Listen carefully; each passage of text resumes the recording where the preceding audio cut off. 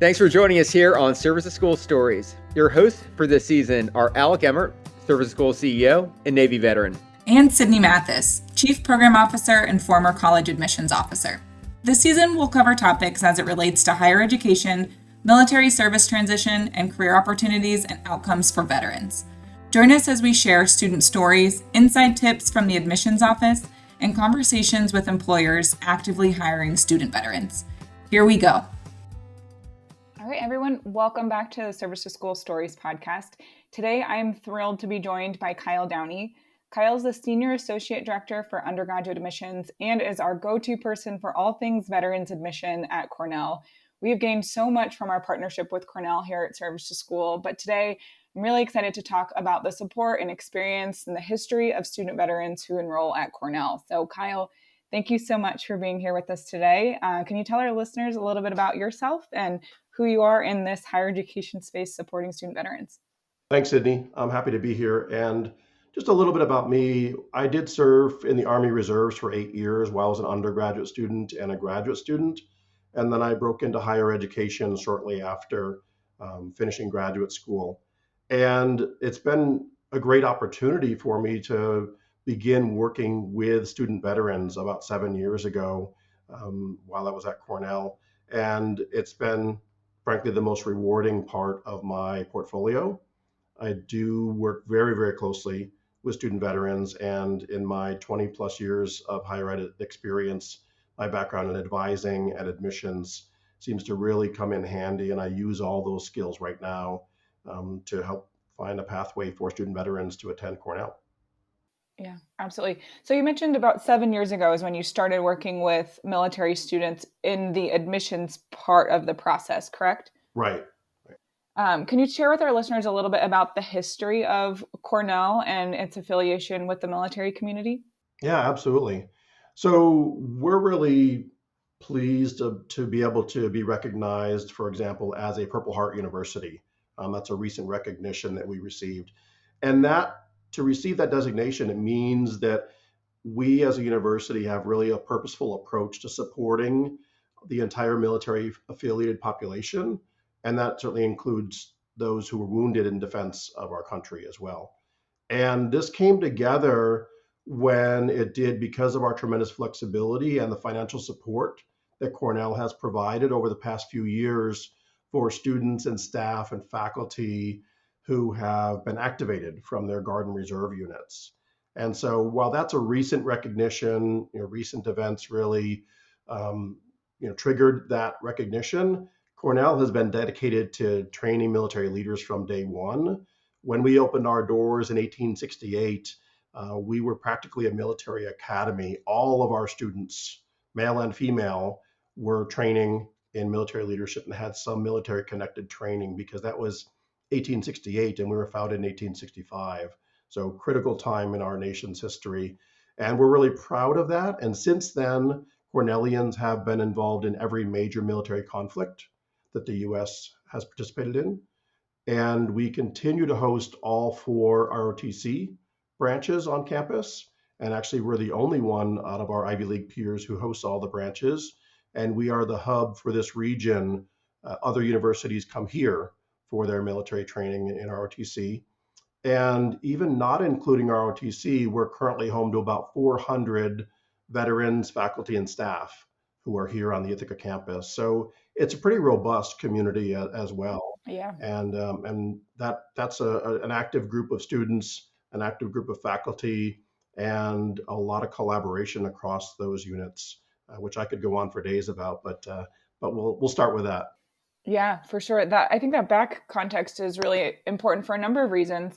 We have approximately 65 current service to school matriculants on our system. So one of the larger student populations and one of the institutions we send the highest number of veterans to, which I think is really important when you're talking about this community, right? 400 military connected individuals on your community, that students are coming to Cornell and they have that sense of belonging within those peers. So can you talk to us a little bit about why do you think Cornell has been so successful in establishing that community?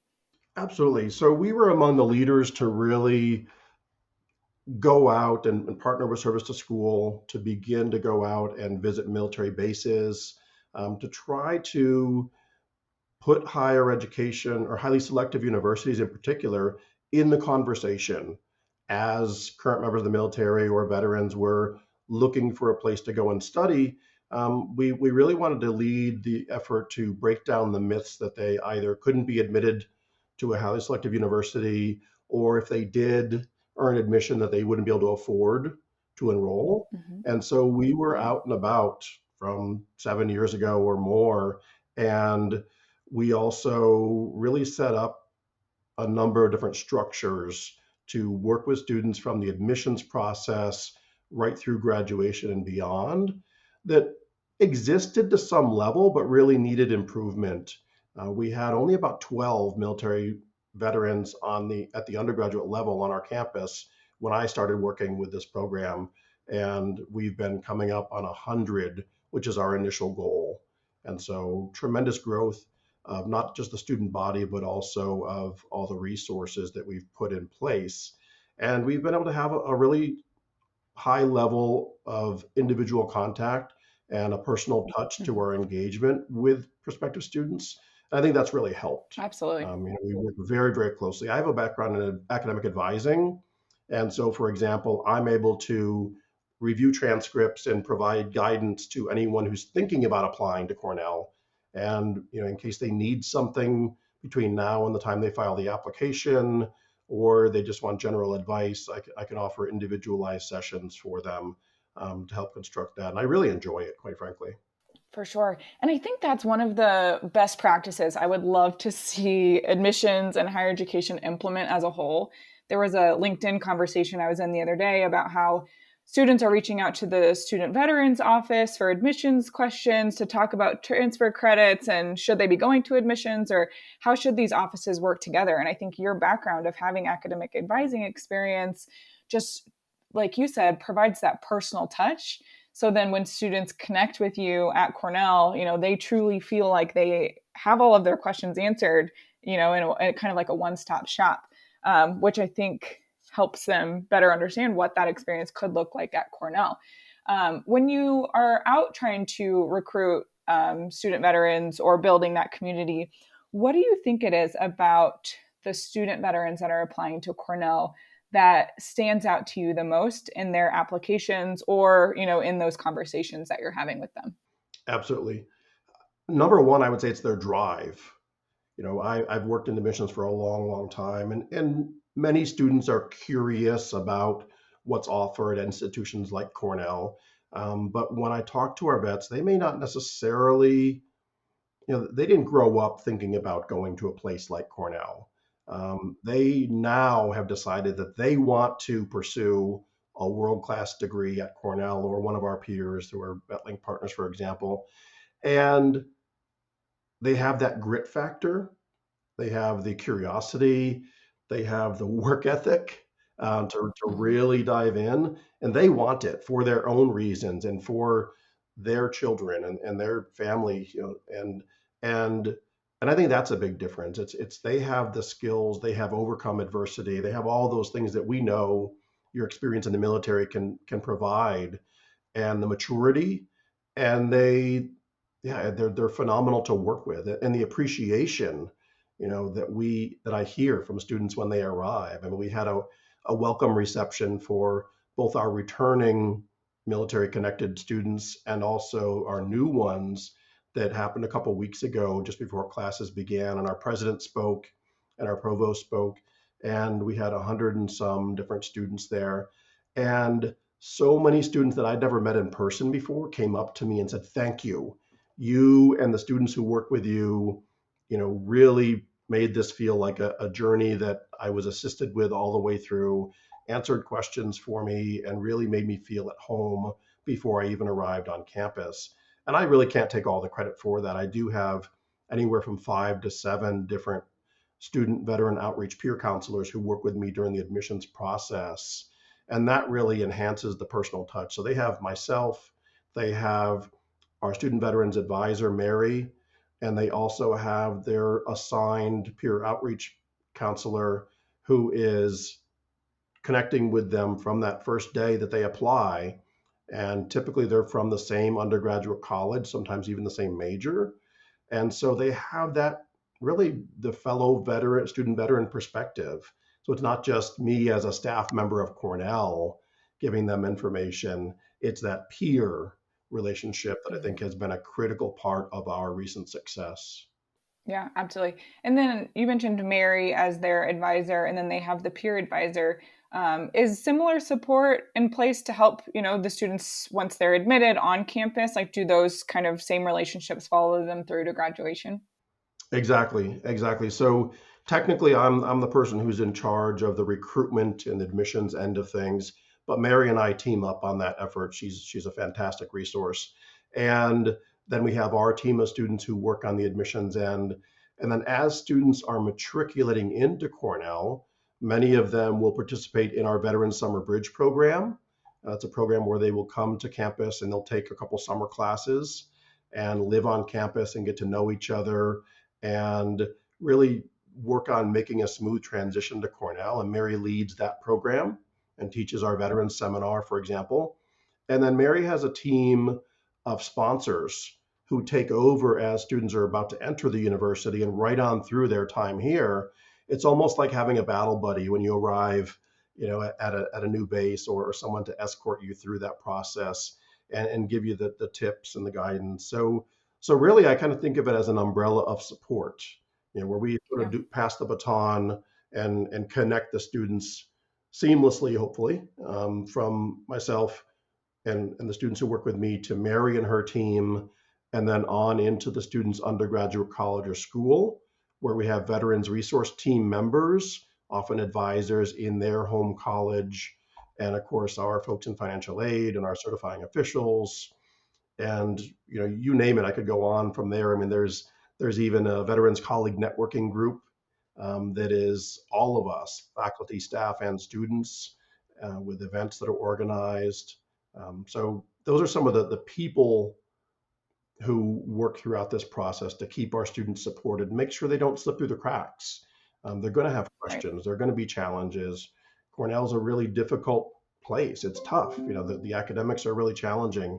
One of my Marines was chatting with me at the Student Veterans of America conference, NatCon, a couple of years ago, and he had just finished his first semester, and he said this, Cornell is the hardest thing I've ever done. He's like, and I was in the Marines and I served in combat. Like, this is the hardest thing I've ever done. But the good thing was that, we said, all right, what do you need? And we were able to sort of activate all the resources to make sure that he, even though first semester was a little bit of a struggle, that he had the tutors he needed, that he, had all the support he needed to get back on. And he just graduated and went on to really get his dream job and his dream location. And it's just, I almost teared up when he spoke during our recognition ceremony for our spring graduates. Yeah. And speaking to that kind of pre-preparation, applicants come to us all the time and, they have dreams of going to schools like Cornell, but they're like, Sydney, I didn't do great in high school. What are some things I can do to, convince an admissions committee or to, kind of fight my case that I can do, that kind of high level academic work? What would your advice be to applicants there? Yeah, absolutely. That's a very common situation. Frankly, if I look at 100 student veterans who show me their high school transcript, 90 of those high school transcripts are going to be nothing like what a typical first year admit would look like at Cornell. And Mhm. that's fine because we do enroll over 600 transfer students every year. And most of our student veterans come in as transfers, and they can rebuild their academic record at a 2-year college, at a 4-year college, in person, sometimes even online if they choose their courses carefully, and put together, let's say a year of really solid 3-5 or so coursework, and really make that high school transcript a thing of the past. They are no longer the same person, and we know that. The goal is just to partner with them to make sure the admissions committee and the faculty in their department they want to go into know that as well. So it's just building up that academic evidence of what we know is that they can succeed, just developing a plan to help them be successful. I don't want to see anyone apply to Cornell who is not going to be successful the first time. And so I don't mind telling a student, you should not apply right now, but I will work with you to develop a plan, whether that takes a year or 2 years, to make sure that you are successful or you have the best chance of success possible in that process. And again, it's not just me. I'll tap into my colleagues from across campus for their expertise, link them up if they have really advanced questions. But that's a critical piece. Is no, maybe at that moment they're not ready, but they can be. And sometimes they're totally ready. In which case I'm like, okay, let me just fine tune this and make sure you know deadlines and what you're going to need, and we can really tailor that discussion to wherever they stand. But that's usually where I start, is trying to ask them a bit about their background, take a look at it, and figure out where we should go based on their circumstances. Yeah, and I love when the advice that we're giving applicants is echoed from you all in the admissions office, right? We try our best to tell applicants, like, here's what they typically, like to see in terms of recent academic work. If you've been out of the classroom for 5+ years, they're making decisions on your academic potential based on what you present them. So do you want them to see 5-year-old work? Or do you want to try and maybe go back, take a few classes and show them recent academic work, right? At the end of the day, yeah, we want to make sure that they have the best information about your academic aptitude. And maybe that is going and taking a few recent college classes, like you said, being thoughtful about, if you're taking classes online, what courses are you taking? I had a student the other day, he was taking history of rock and roll in the Americas. And I was like, can we take some English classes, or maybe, establish that math foundation a little bit, right? Like, I'm sure that class was a lot of fun. But what do you want an admissions committee to, decide an admissions decision on that course, or more general, coursework? A question we get a lot too, and I'd love your perspective on this, Kyle, is around letters of recommendation for the student who has been out of the classroom for some time, or they haven't been able to go back and take college classes, or maybe they never spoke with a faculty member while they were taking college classes. What are your thoughts around that? Absolutely. I normally, if they still have time, I plant the seed that it's most helpful for them to have an academic recommendation of some type, even if that person doesn't know them super well, and to be creative with that. Maybe that's someone from a leadership school within their military branch. Maybe that's someone who taught them as they cross trained on a new MOS, for example. And thinking creatively about, academics is not just a college class.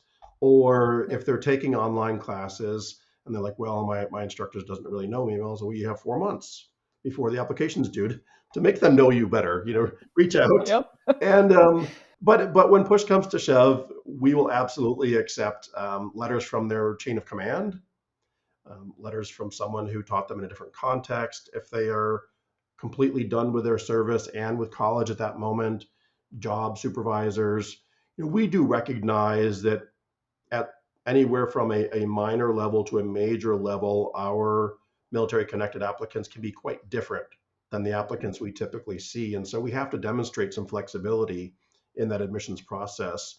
So frankly, we have some instant things in place, but also I go through every application as it arrives and figure out what can we waive under the circumstances, what can we substitute, and try to figure out what's reasonable based upon their circumstances for us to expect, knowing Right. that no two students, much less no two service members, are the same. Yeah.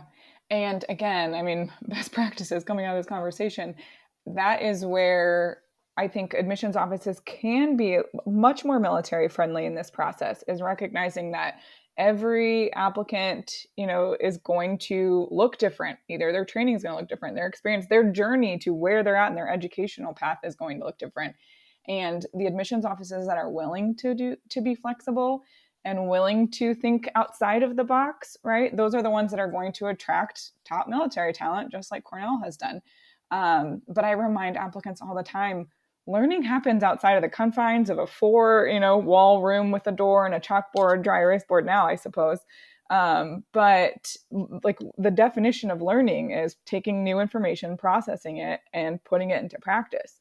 And is there anyone that can speak to your ability to process new information? And once I explain it to them like that, they're like, okay, that makes more sense now, or they can now identify individuals that could write strong letters of recommendation for them. So I think that having those conversations with you all in the admissions office and just saying, here's what I'm thinking, here's my situation, this is where I'm kind of either stuck with parts of the admissions process, and recognizing that there are humans working in the admissions office like you that, are advocating on their behalf and are there to make this process a little bit more flexible for them. Absolutely. And we're trying as well as a university to be a bit more nimble and flexible. For example, we have a big working group right now that is analyzing several different levels of transfer credit at the university Mm. and looking at something such as the historical difference between an online course transferring in versus an in-person course. And moving Ooh. forward, we are going to really truly evaluate only the context of the course, the content, the measures of assessment, not the modality in which it was taught. And so that's a key change that we are doing that's going to help our student veterans quite a bit. And not quite in place yet, but we're potentially, it looks very likely, going to even be able to offer an online bachelor's degree program beginning in fall 2025. That would be a tremendous win because I do stand at education fairs all the time and have students come up Mm-hmm. and they are curious, but they're still serving for the next 3 years. And we Right. don't have any online undergraduate programs right now. And so, really, I have to talk about setting them up for when they transition out. Now, if they are grad students, there are some options for them, but we're excited that that's looking pretty likely for not this coming fall, but next fall, or at least we'll have some options available for those who are still serving. So Cornell really, Yeah, I absolutely. mean, before the pandemic, Cornell was pretty much anti online education, and Online. now I Mm-hmm. think a lot of eyes have opened to the fact that it can be done very well, and that the reality is it's a force in higher education right now, and a lot of the same way many of us demand hybrid schedules for our jobs, a lot of students really demand some of that flexibility in the way in which their courses are taught. Oh, I think that is an incredible initiative that, so many of our students are like, okay, well, I want to take classes. What are some online programs you recommend? Because they recognize too that, some online programs are a little bit more rigorous than others. Some are a little bit more engaging than others, right? And they, especially if they have dreams of going to schools like Cornell, they want that true classroom experience. They just need to be able to take it online, right? So when I'm suggesting schools, they're always like a little hesitant to, oh, well, how will online, learning be perceived by admissions offices like Cornell? So, gosh, I think if you guys can kind of lead that effort for VetLink partners or even schools of similar academic caliber, that would just be an incredible door opening for our service members. But also, a plug here is we run into the issue of students who want to go online, but tuition is over the cost allotted by TA. So just Yes. a way to Yep. continue to provide access to education for them to be able to utilize that incredible benefit too. And that's very much on our radar. We're working on that right there with you. And it's luckily right now there are some top universities in the U.S., especially some flagship public universities that do have online options. Yep. And even before the newfound flexibility of transferable credit, have had some success in transferring in online courses, especially when those are the same courses that are taught on their campus. Sure. And so that's been a big plus. But yeah, it's been we're working on things. There are a lot of things. I mean, we certainly are not done, developing and adapting to better serve our student veterans and to grow our student veteran population. And luckily, not that it's an arms race, but luckily many of our peers are also really ramping up not just their efforts to recruit, but also to support their student veterans and becoming more flexible and they're just it's a great time Mm-hmm. to frankly be a student veteran considering the full gamut of universities in the US, not just one segment of them. Yeah, absolutely. Well, excited to continue to watch you all kind of lead that front there and keep us in the loop because trust me when I tell you, Kyle, we will have applicants going your way if you're offering online courses. As we kind of wrap up our conversation here, I want to give you an opportunity just to speak to our listeners about, why do you think Cornell is such a great place for student veterans? Absolutely. Well, I think number one, you take one of the top universities in the world, and one of the top universities in the world that also has that private public mission. So Cornell is the only Ivy and the only private university in the US that is also the land grant university for its state.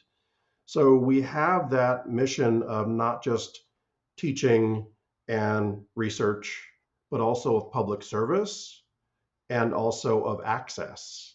So we do take more transfer students than any of our peers do. We recognize that that pathway is the only pathway that's reasonable for some of our prospective students, and we don't want someone's high school education, like we talked about, to be a huge barrier for them. We also really among our peers, there's that economy of scale. So we have more than 80 majors, more than 100 different academic programs all together. And our Any Person, Any Study vision that Ezra Cornell and Andrew Dixon White began with, we opened our doors in 1868 to any qualified person, regardless of race, gender, or ideology. And so, not that I want to go into the whole history of Cornell, but some historians call us the first truly American university because women and men and people of all religions and color were studying together from the very first day that we opened our doors. And that was unheard of at that point in time. And again, 1868. And so not only am I, proud of that history, but that remains one of the signature features, I think, of Cornell is that we do offer this incredibly diverse student body of, farmers from upstate New York and students from other parts of the world that you may have to look up on a map because you've never heard of it before. 125 different countries are represented at the undergraduate level alone, 4,000 different classes, lots of different ways to study any one subject area, and that individual attention, not just from the admissions process, but the fact that you're going to find a 9-to-1 student to faculty ratio at a place with 15,000 students. And then maybe the final thing really that I think helps set us apart is we're not in a big city. And there are some of our students who want a big city, and that's great. There are some great options there.